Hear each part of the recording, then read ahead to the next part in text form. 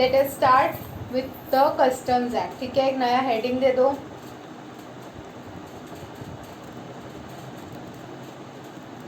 Give a new heading in your book. Chapter 7 overview of customs.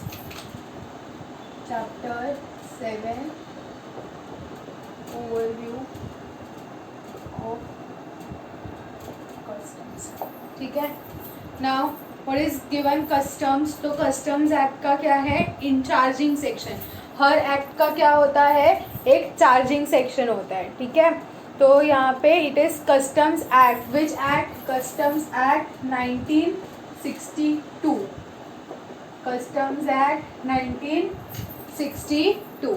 okay, and it is applicable to whole of India.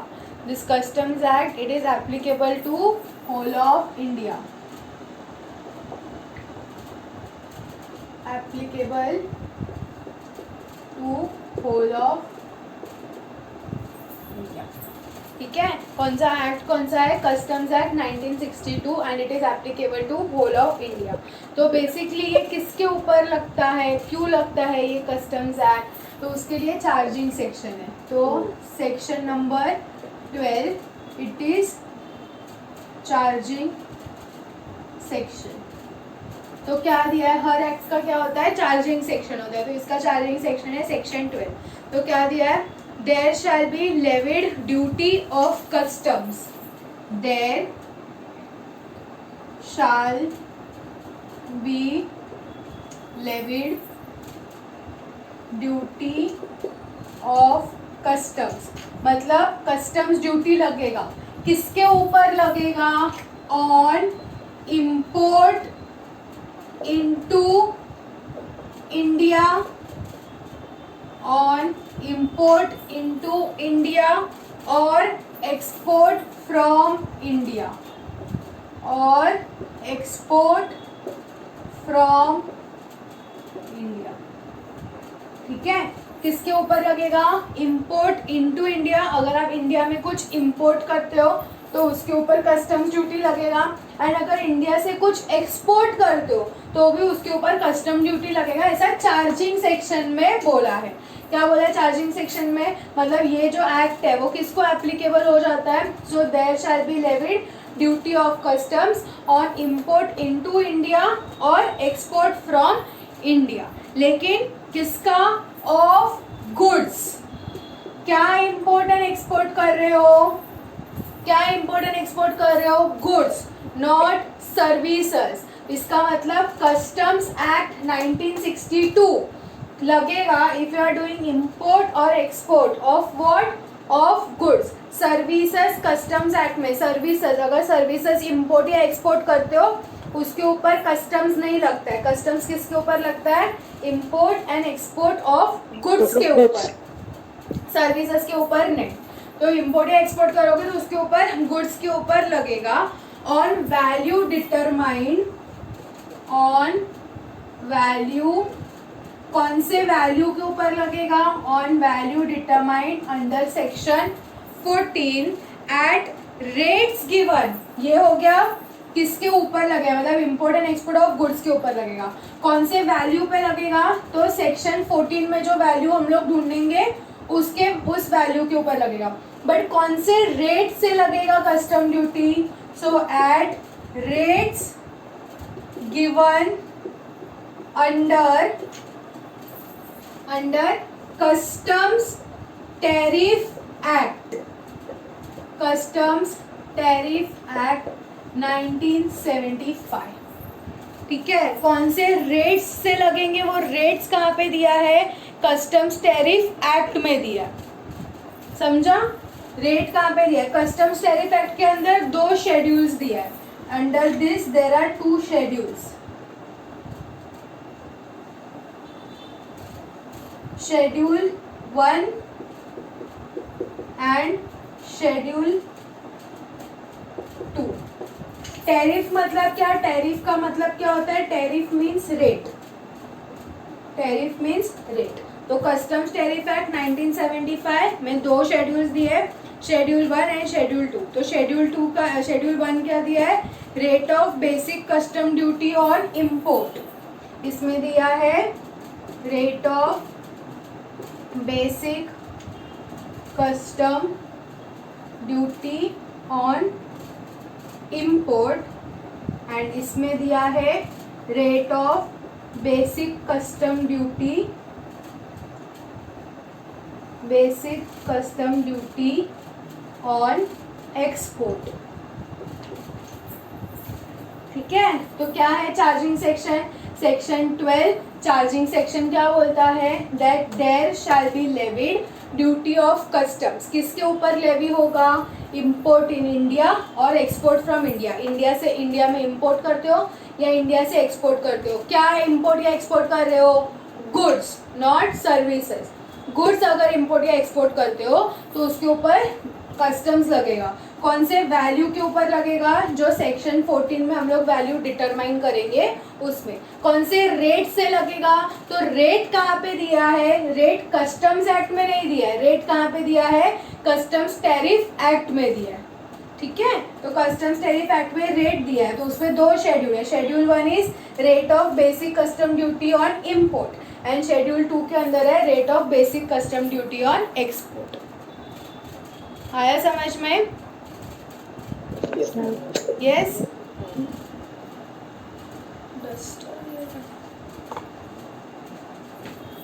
Is anyone writing?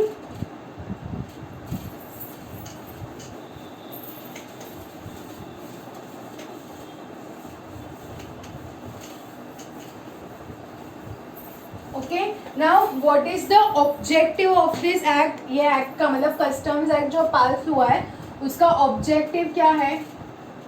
So what is the objective of customs act? तो what is the objective of customs act? तो सबसे पहले regulation of import and export. तो first क्या है? Regulation of import and export. तो जो भी इंपोर्ट और एक्सपोर्ट होता है उसको क्या करने के लिए? रेगुलेट मतलब क्या? मॉनिटर करने के लिए कि सब कुछ प्रॉपर हो रहा है या नहीं। Second, what is the main objective? For the protection of domestic industry. For the protection of domestic industry. Domestic industry मतलब क्या? अभी समझो, फॉर एग्जांपल अगर यहाँ के जो मैन्युफैक्चरर्स, यहाँ के जो ट्रेडर्स हैं, जो ट्रेडर्स का बात कर रही हूँ, जो ट्रेडर्स हैं, अगर वो लोग सब इंपोर्ट माल whatever goods they are using, whatever is the requirement of India, if traders import those goods, तो वो सिचुएशन में क्या आएगा? जो डोमेस्टिक मैन्युफैक्चरर्स है, डोमेस्टिक मतलब जो इंडिया के मैन्युफैक्चरर्स है, उनको क्या होगा? बहुत अफेक्ट करेगा। For example if we take example of this marker, तो ये मार्कर का जितना इंडिया में रिक्वायरमेंट्स है, so if the trader of this marker, because consumer तक कौन पहुंचाता है? कंज्यूमर तक कौन पहुंचाता है? रिटेलर। ठीक है, तो अगर जितने भी रिटेलर्स हैं वो लोग सब लोग अगर इंपोर्ट करेंगे, ये मार्कर्स इंपोर्ट करेंगे, तो जो इंडिया में ये मार्कर के मैन्युफैक्चरर्स है उनके लिए तो मार्केट ही नहीं बचेगा, बिकॉज सब जो भी लोग हैं वो लोग क्या कर रहे हैं? इंपोर्ट कर रहे हैं। Retailers are importing and then they are selling to consumers. तो जो मैन्युफैक्चरर्स है ये मार्कर के इंडिया के अंदर, they will be affected heavily. So custom duty, customs act का और एक इम्पॉर्टेंट पॉइंट क्या है? For the protection of domestic industry. We will see further, जैसे जैसे आगे जाएंगे टाइप्स ऑफ ड्यूटी करेंगे वहाँ पे पता चलेगा कि यहाँ पे अंडर कस्टम्स एक्ट ड्यूटी लगाई जाती है to protect the domestic industry. Okay, next third is prevention of smuggling. Prevention of smuggling. ठीक है, तो अगर कुछ भी स्मगलिंग होता है तो उसको क्या? प्रिवेंशन करने के लिए। स्मगलिंग मतलब क्या? इम्प्रॉपर इंपोर्टेशन और improper exportation. And last is conservation of foreign exchange. Conservation of foreign exchange. कैसे कंजर्व होगा, फॉरेन एक्सचेंज कैसे कंजर्व होगा, मतलब अफेक्ट कैसे करेगा. For example if this is India, अब ये इंडिया के अंदर if you are importing more, if you are importing more and you are exporting very less, मतलब अगर हम लोग इम्पोर्ट कर रहे हैं तो हम लोग को पे किस में करना पड़ता है, फॉरेन करेंसी में. मतलब मेरा फॉरेन करेंसी इंडिया से फॉरेन करेंसी बाहर जाता है. And when I export then that time I receive foreign currency. Foreign currency comes in here. Foreign currency in case of import foreign currency goes out. In case of export foreign currency comes in. तो अगर if our country imports more and exports less, in that case my country will be affected. So to conserve the foreign exchange, to conserve foreign exchange, custom duty has made certain regulations. वो आगे के chapters में करोगे तभी पता चलेगा कि there is a restriction on the use of, मतलब एक ड्यूटी ड्रॉबैक करके चैप्टर है, उसमें है कि अगर आप लोग if you have imported more as compare to the price in India then that much will be rejected. So to restrict to protect the foreign currency in India customs act में बनाया गया. Understood what is the objective of customs act. तो क्या क्या objective है. First of all regulation of import and export. Next protection of domestic industry, prevention of smuggling and conservation of foreign exchange. Written everyone? Yes? Next, before starting this act, we do certain definitions. Okay? पहले हम लोग definitions cover करते हैं.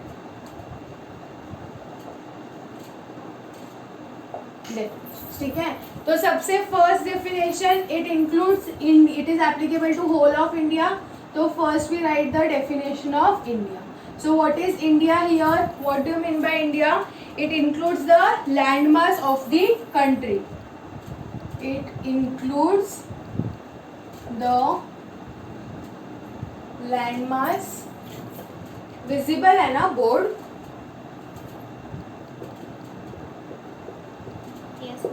It includes the land mass of the country.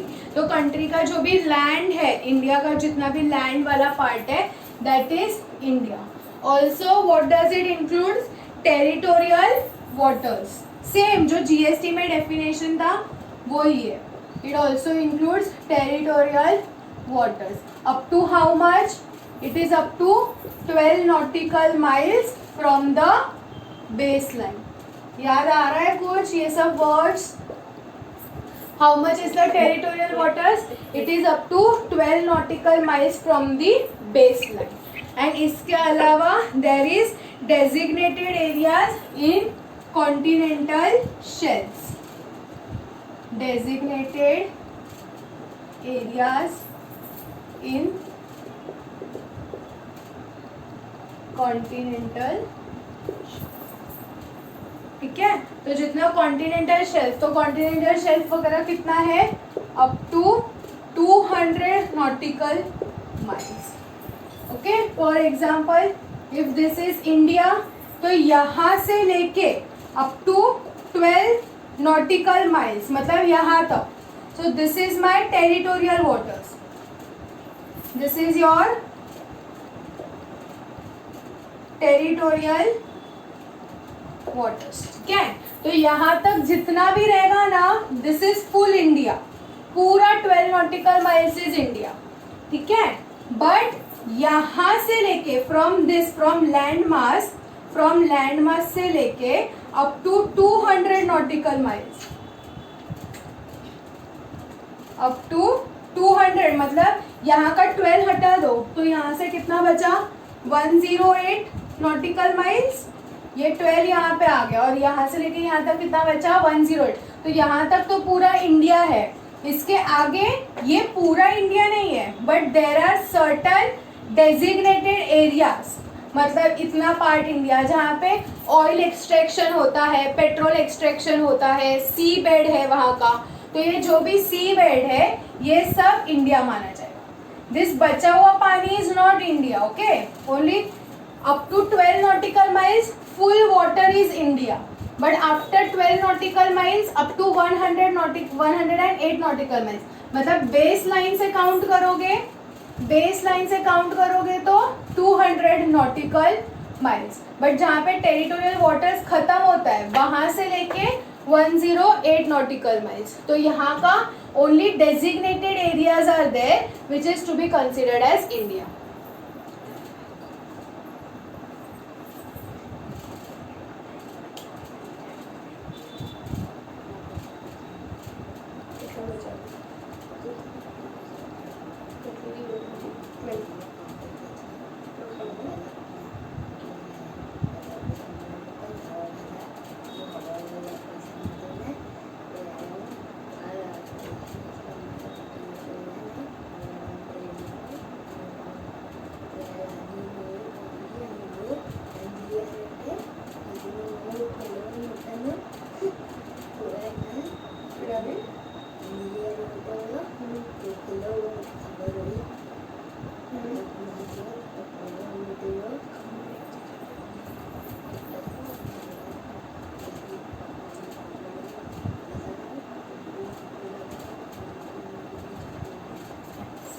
Okay, done everyone writing? Yes, ma'am. Yes, समझा territorial waters. So this much is the territorial waters and this is called as continental shelves and these are called as exclusive economic zones. Okay, these are called as exclusive economic zones where exclusive permissions are given. Okay, so first definition was India. ठीक है, अब next देखो Indian custom waters. Next is Indian custom waters. अब Indian custom waters मतलब क्या? So it is basically nothing but water which is extending up to 200 nautical miles. ठीक है, जितना 200 नॉटिकल माइल्स तक पानी है ना उतना पूरा इंडिया ही है, उतना पूरा कस्टम वाटर्स ही है. So it is basically waters which is extending up to 200 nautical miles. ठीक है, from where? From your baseline. From the baseline. But what is the difference here? Custom waters, Indian custom waters में क्या difference रहता है? So what is the relevance here? Relevance here, you can arrest, you can search, arrest कर सकते हो, you can search, then you can chase vessel, you can chase any vessel or any aircraft or you have the right for confiscation. अगर कोई goods को जब्त करना है, okay, you want to hold those goods, then you can do. So these are the rights which are given under custom water, under Indian custom water. These are the rights given. You can apply with respect to Indian law. Indian law के हिसाब से आप कोई भी चीज कर सकते हो, ये इसमें से कोई भी चीज कर सकते हो जब तक इंडियन कस्टम वाटर्स में है. After 200 nautical miles it is called as international waters. After 200 nautical miles it is international waters. तो अगर इंटरनेशनल वाटर्स में आपको अरेस्ट करना है, you have to take international law का परमिशन. इंटरनेशनल वाटर्स में अगर आपको सर्च करना है, you have to take international law का परमिशन. ओके, तो up to 200 nautical miles it is Indian custom waters. You can do any of these activities with respect to Indian custom law. Indian law के हिसाब से you can do all these things. But after 200 nautical miles, that is called as international waters. In international waters, if you want to perform these activities, then you have to take permission of international law. Understood?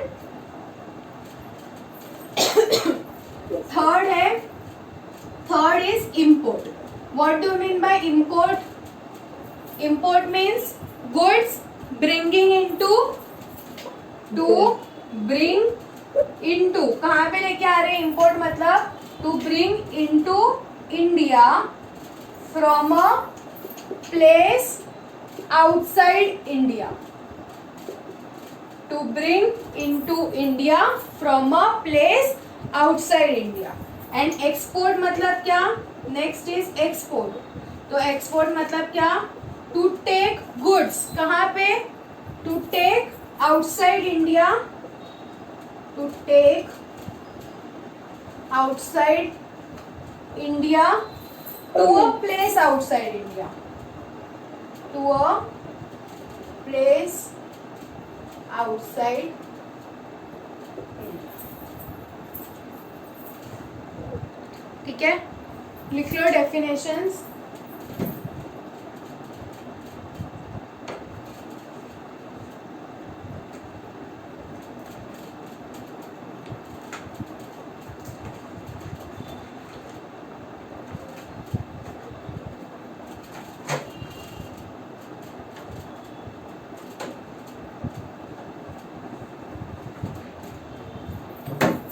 Okay, तो हम लोग ने क्या देखा, India का definition देखा, फिर उसके बाद Indian custom waters, imports and exports.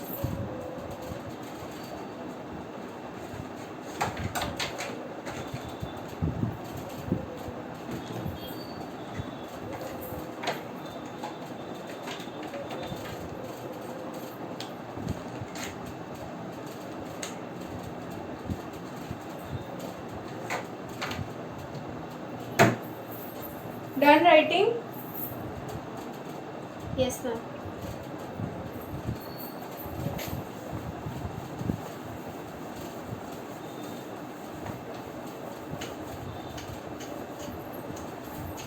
Yes. Next, give heading goods. Next heading दे दो goods. Fourth definition ना, fifth definition. Fifth is goods. Now goods मतलब क्या, तो गुड्स के अंदर ना 4 से 5 चीजें आती है. तो गुड्स का पहले तो आता है, फर्स्ट इज वेसल, एयरक्राफ्ट और व्हीकल. फिर सेकंड आता है स्टोर्स. थर्ड आता है baggage. Fourth is currency and fifth आता है गुड्स.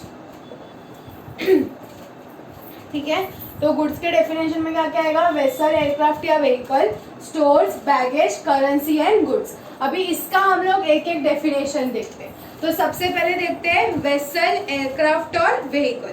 तो वेसल मतलब क्या होता है, जो भी बाय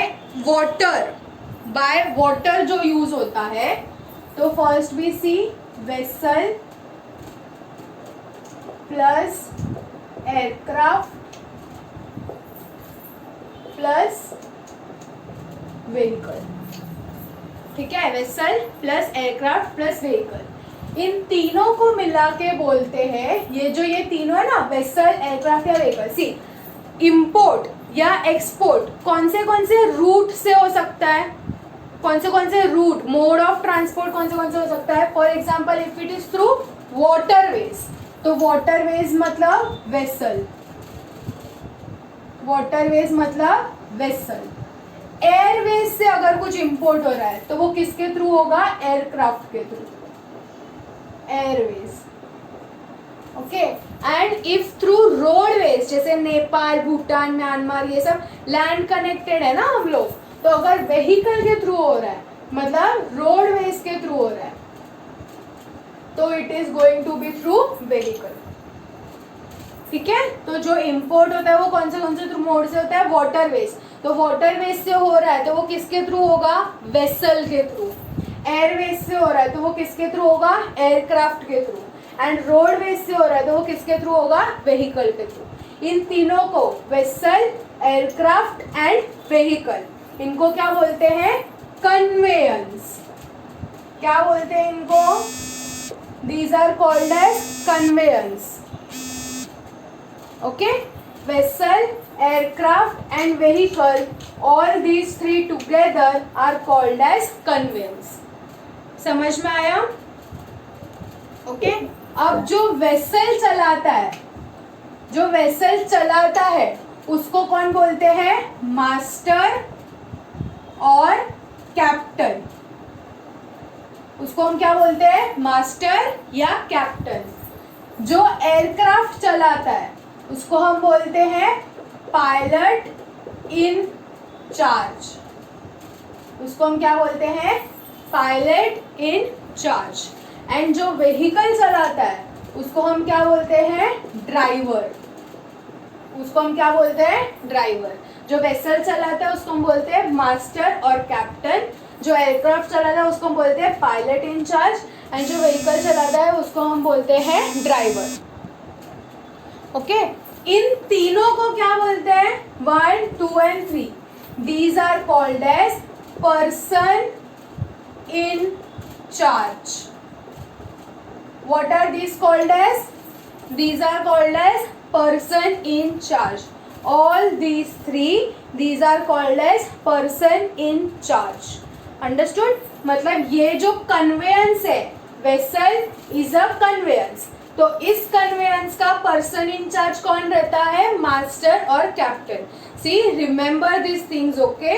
All this, ये सब चीजें आगे बहुत repeat होने वाली है. मतलब आगे जब जब करोगे तब तक आएगा कि पर्सन इन चार्ज. तो क्लिक होना चाहिए. पर्सन इन चार्ज मतलब कौन? जो वो कन्वेंस चलाता है. Okay the person who is the driving, who has the control over that conveyance is called as person in charge. तो वेसल के ऊपर किसका कंट्रोल रहता है? मास्टर या कैप्टन का. एयरक्राफ्ट के ऊपर किसका कंट्रोल रहता है? पायलट इन चार्ज का. एंड व्हीकल के ऊपर किसका कंट्रोल रहता है? ड्राइवर का. So these are called as person in charge. Understood everyone?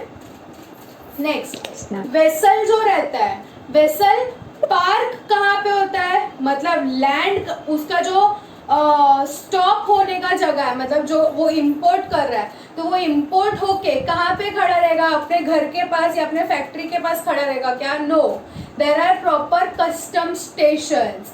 तो वेसल कहाँ पे आता है? कस्टम्स पोर्ट पे. कहाँ पे आता है? कस्टम्स पोर्ट पे. एयरक्राफ्ट कहाँ पे आता है? कस्टम्स एयरपोर्ट पे. कस्टम्स एयरपोर्ट पे. एंड व्हीकल कहाँ पे आता है? Land custom stations. Land custom station. ठीक है.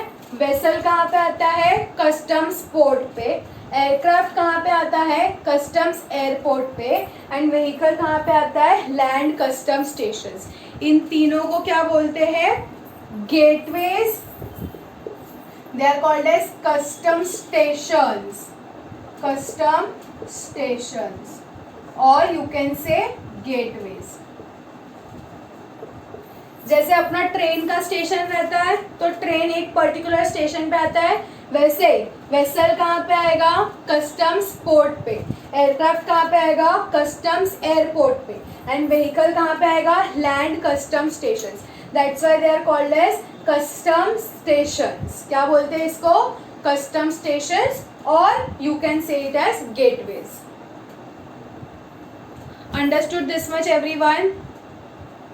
Okay, these are called as goods. ये सब गुड्स के डेफिनेशन में आते हैं. इसमें तुम जो भी कैरी करोगे वो सब गुड्स के डेफिनेशन में आएगा. You are carrying it in vessel और एयरक्राफ्ट और व्हीकल. अंडरस्टूड? उसके बाद this was the first part. उसके बाद आता है स्टोर्स. तो स्टोर्स क्या होता है? What do you mean by stores? तो stores means any goods, means any goods on board और vessel, ठीक है, और aircraft for consumption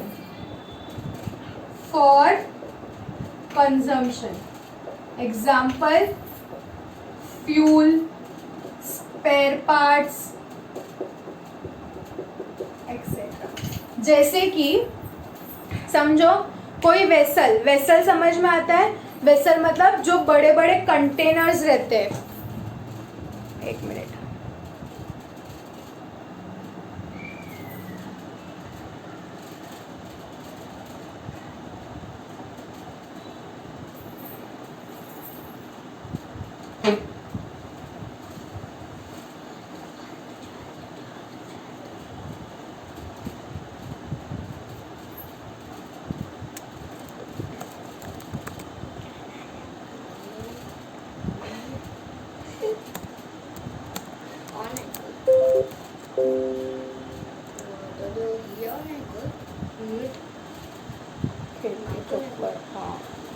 see these are customs, these are vessels,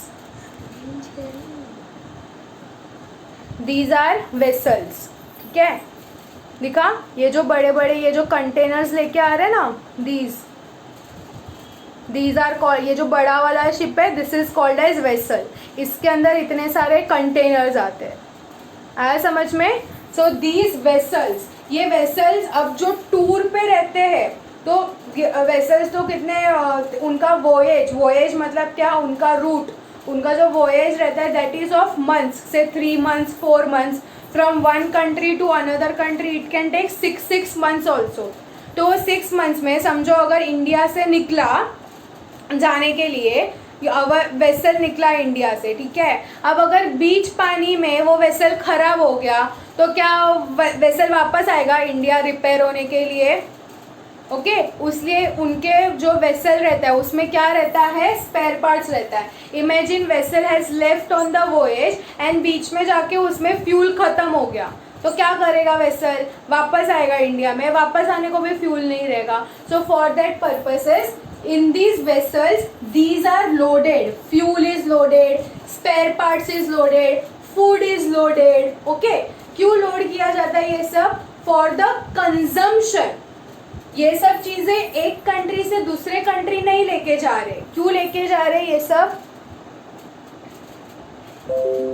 they are not taking all these things from one country to another, they have loaded all these things on vessel so that they can consume during that journey, so that they can consume during that voyage। Aircraft में समझो लेके जा रहे तो aircraft के अंदर जो भी फूड लेके जाते हैं या फिर जो भी स्पेयर पार्ट्स, कुछ ना कुछ तो स्पेयर पार्ट्स रहते ही है ताकि कुछ भी खराब हुआ तो वो फटक से, टूल्स रहते हैं, टूल बॉक्स हो गया, जो भी चीज़ें हैं। So all these things are loaded, they are taken on board of vessel or aircraft for the consumption, for the usage। तो इसलिए हम लोग उसको क्या बोलते हैं? स्टोर्स बोलते हैं। आया समझ में? Yes. Next is baggage. Now what do mean by baggage? तो baggage means all the personal luggage of passenger or crew members, personal luggage of passengers or crew members, whatever luggage you carry, passenger। तो vessel के अंदर तो समझो सिर्फ goods ही travel होते हैं तो गुड वो नहीं आएगा, लेकिन अगर एयरक्राफ्ट में या व्हीकल में कहीं भी पैसेंजर जाता है, पैसेंजर मोस्टली एयरक्राफ्ट में, तो एयरक्राफ्ट में जो भी पैसेंजर रहता है उसके साथ जो भी सामान रहता है, whatever luggage you carry, that is called as baggage. Understood? And custom duty is payable on baggage. Custom duty is payable on baggage। Understood? Yes? Okay. So what have we studied today? Customs में क्या क्या पढ़ा? Definite पहले तो customs act किसको, charging section पढ़ा, फिर उसके बाद कस्टम्स एक्ट किसको किसको एप्लीकेबल है वो पढ़ा, and then we have started with the definitions. We have seen India का definition, import and export, customs in what are the custom waters, Indian custom waters, goods, stores and baggage. Okay. We stop here for today. Continue tomorrow. Understood? Revise all these definitions and come tomorrow. And I hope you remember your homework. Yes, ma'am. Okay. Bye everyone. Bye, ma'am. Bye, ma'am.